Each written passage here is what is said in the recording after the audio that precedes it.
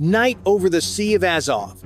The Boyan M corvette sits like a dark tooth against the horizon, its mast spiking the sky with a lattice of sensors and hungry eyes.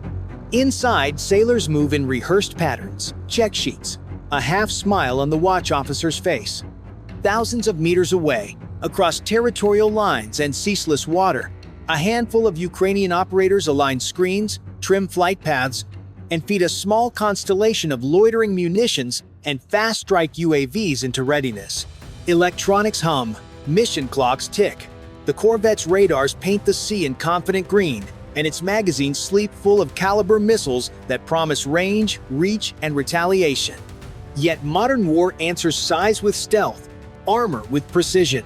Tonight, the contest is not for volume, but for who can needle the other's nerves. The sharpest, a single-shaped charge, focused at the right angle, can stop steel and silence an entire mast. In the hush between ping and echo, decisions will harden into impact. Listen, the Sea of Azov is one of the tightest battlegrounds of this war. For Moscow, a Project 21631 Bayan is not just a patrol hull. It is a roaming launcher, 8-caliber cruise missiles below decks. For Kyiv, letting it prowl keeps cities, depots, and ports inside a constant threat ring. Grain convoys and fuel barges depend on shrinking that ring. So, an SBU special UAV team fans out along shore and inland. Laptops up, backup radios checked, Starlink humming, flight paths rehearsed.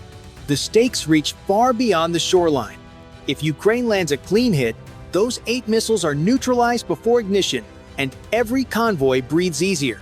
If the strike fails, Russia keeps its firepower and proves its layered screen, Podlet K-1 and P-18 radars cueing Panzer S-1 guns, Repellent 1 jammers, TK-25E electronic countermeasures, PK-10 chaff can outfly and outthink unmanned swarms. That message would travel. Insurers raise rates, captains reroute, allies wonder what survives the next volley. A win says cheap autonomy can bankrupt expensive power. A loss says steel still rules. Asymmetry defines the plan. A $500 million corvette faces aircraft that cost a fraction. Bober loitering munitions. Cruise around 200 kilometers per hour with heavy-shaped charges. UJ-25 divided by 26. Sprint near 430 kilometers per hour to suppress and distract. Ram-2 decoys jab the eyes and ears. The concept is simple. Saturate sensors, split the fire control loop, then drive one copper jet, formed by the Monroe effect, into the radar spine and bridge electronics. With the mast blind and the nerves cut, a magazine full of calibers becomes silent metal. This is a duel between reach and precision. Who wins tonight, the drones or the corvette? Comment 1 for the Ukrainian UAVs or 9 for the Russian ship. And subscribe for the debrief. Your call guides what we unpack next. 5:30 local time. A faint buzz crosses the sea air. At first, the Boyan M's operators see nothing, only a horizon of low clouds and distant cargo traffic. Then the Podlet K-1 radar flares with tracks. Small, low, fast. The watch officer calls contact. Alarms ripple through the ship. Panzer S-1 crews scramble to stations. Gunners swing their barrels. The TK-25E electronic suite begins to jam. Out over the water, Ukrainian UAV operators release the first wave. Ram-2 decoys rush ahead, spearing toward the corvette's sensor arc. Their purpose is simple: blind and overload. Within seconds, Russian radar scopes are crowded with phantom returns. The ship's computers try to filter noise, but every adjustment risks letting a real strike slip through. Then the real attack comes in behind. UJ-25 and UJ-26 drones scream at over 400 kilometers per hour, cutting altitude to skim just above wave crests. These aren't meant to hit hard, but to strip away defenses, radar panels, optics, exposed mounts. The Boyan M answers with tracer fire. Stream after stream arcs out, thumping into the dark, cutting some drones down, but others flash past and dive. At 5:42, the first Bober loitering munition breaks into view. Slower but heavier, its nose carries a shaped charge designed to burn through armor. Russian Repellent 1 jammers stretch the air with interference, and for a moment the drone wobbles, correcting its course. A burst from the Panzer S-1 slams nearby, shredding foam and metal. But a second bobber follows close, riding low, adjusting through the electronic haze. The ship fires PK-10 chaff. Clouds of reflective strips scatter, painting false images in the night sky. For seconds, confusion reigns, sailors shout bearings, officers try to match real echoes against ghost signals. In that gap, one UJ-26 rams the Podlet K-1 radar. Sparks burst across the mast, screens blink, and the corvette loses one of its main early warning eyes. The crew steadies, but they know the rhythm now. Decoys to flood sensors, fast drones to slice radars, and then heavier bombers trailing close behind. Each impact is designed not to sink the ship immediately, but to strip away its armor of awareness, piece by piece. And this is only the opening move. 550 local. The first wave is spent, but the second builds fast.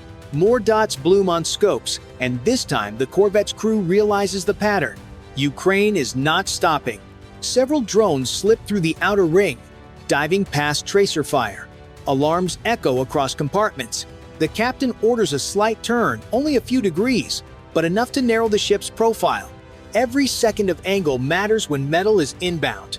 The Panzer S-1 keeps spitting, intercepting some targets with bursts that splash into fireballs above the water. But not all are caught. One UJ-25 dives low and detonates against the P-18 radar array on shore, leaving the ship with fewer external eyes. Sailors know what that means. The Boyan M must now fight more blind, relying on what sensors remain. Electronics warfare intensifies. The TK-25E suite cycles frequencies, trying to scramble guidance links. Repellent 1 keeps jamming, forcing drones to sway and drift. Still, bobbers lumber forward with stubborn persistence. One slams into the deck plating near the stern, shaking the hull but failing to break through. Another gets shredded just meters away, spraying fragments across crewmen scrambling to cover. Gun crews sweat, hands blistering against hot barrels. The rhythm becomes brutal. Spot, track, fire, reload, repeat. The ship lists slightly with each maneuver, tightening angles to give gunners a cleaner line. Above them, sparks shower from damaged antennas. Below, sailors brace at hatches, knowing that if even one shaped charge hits the magazine, the entire corvette could ignite. Yet despite the chaos, Russian defenses still stand. The ship has taken wounds, but it fights on, refusing to fold. For Ukrainian operators watching feeds miles away, this is proof the plan is working. Pressure keeps building, layer after layer, until one break becomes fatal. The duel is no longer about one strike, but about endurance. Who bends and who snaps first. Metal screams, the watch stands firm in heat. Yet, in this brutal standoff, who do you think holds out longer, the drones swarming in waves or the warship clinging to its defenses? Drop a 1 if you think Ukraine's UAVs break through, or a 9 if the Boyan M survives. And don't forget to hit subscribe for the next strike. 6-5 local. The battle seems to hit a rhythm. Decoys up front, fast drones behind, heavier bobbers trailing. The corvette's crew adjusts, sweating but steady, thinking they understand the pattern. Then the twist hits. New signals appear, small, jagged, racing just above the waves. These are not the heavy bombers or mid-speed strikers. They are slimmer, faster, and harder to catch. Ukrainian operators have pushed in a different design. Modified UJ-26 airframes, stripped for speed, carrying light charges meant not to sink the ship, but to rip into antennas, gun mounts, and exposed wiring. They skim so low that the Panzer's radar struggles to lock on, forcing gunners to rely on manual sighting. Every second matters. A split delay means a drone closes the gap and slams into a vulnerable corner. One smashes near the bridge, spraying fragments across the mast. Another streaks past tracers and detonates against the starboard gun housing, blowing panels free. The ship jerks hard, trying to throw off the angle. But with each maneuver, new drones slip through. The TK-25E scrambles, jammers push signals wide, yet the lighter drones adapt quickly. They bank sharply, recover, and dive again. To the Ukrainian operators watching from screens far away, this is the moment the new tactic is working. It is not about brute force, but precision. Cut enough sensors, kill enough defenses, and the heavy hitters that follow can strike clean. Inside the ship, sailors cling to rails as shocks roll through compartments. Fires spark, alarms blare, extinguishers hiss. Still, the captain orders more turns, more bursts, more countermeasures. Every heartbeat is a gamble. One mistake, one missed shot, and the next flash could be the one nobody survives. 6:20 local. The air over the Sea of Azov is shredded with tracers. The buoyant M has taken hits, radars scorched, antennas torn, but the last wave still closes. Ukrainian operators push the remaining bobbers, each carrying a heavy-shaped charge meant to punch through steel. Slow, stubborn, they grind through jamming, chaff, and fire. The corvette answers with everything left. Panzer cannons roar. CIWS hammers a white arc across the night. PK-10 Bloom scatters strips that paint false targets. Sailors shout bearings as scopes flicker. One bobber disintegrates mid-air, warhead tearing into spray. Another detonates short, a geyser of water soaking the aft deck. But one keeps coming. Its silhouette swells against firelight, wings steady in the turbulence. Alarms scream. Bulkhead doors slam. The captain orders one more hard turn to narrow the profile. Gunners lock in, fingers raw from hours of firing. The CIWS erupts solid lines of red across black water. Hits walk in. The drone staggers, corrects, and dives again. A final burst connects. Impact fire blossoms off the bow. Fragments scythe across the forecastle. The ship lurches. Smoke coils through passageways. Damage parties sprint with extinguishers, masks fogging. Then a second shape slips low, masked by glare. It knives past the last tracers and strikes high near the mast. A copper jet cuts like a torch. Cables part. Consoles go dark. Not a magazine hit, but close enough to make every breath tight. The bridge shudders as fuses blow. Below decks, a crewman safes the missile bay. Interlocks hold. A shaped charge focuses energy into a narrow jet that defeats armor. The ship fights to stay alive. Pumps kick on. Medics drag a wounded gunner clear. TK-25E cycles to foul any stragglers. CIWS rakes the water one more time. Silence. No new tracks. Only drifting chaff and the echo of guns. The corvette is bleeding electronics but still afloat. Out at the edge, the last bobber turns wide and fails to reacquire. So in that final heartbeat, who do you think truly won the drones that almost broke the ship's nerve? Or the warship that refused to fold at knife range? Comment 1 for Ukraine's UAVs, or 9 for the Russian corvette, and hit subscribe so you don't miss the forensic breakdown in the aftermath. Dawn creeps over the Sea of Azov. Smoke trails still curl from the buoyant M, its once proud radar mast cracked and scorched. Damage control crews pump water from compartments and jury-rig power back to consoles. The corvette survives, but not the same. Its electronics are crippled, its Caliber missiles silenced in their tubes. For Ukraine, this strike is a proof of concept. A swarm of cheap UAVs can peel away billion-dollar defenses and wound a warship built to project power across regions.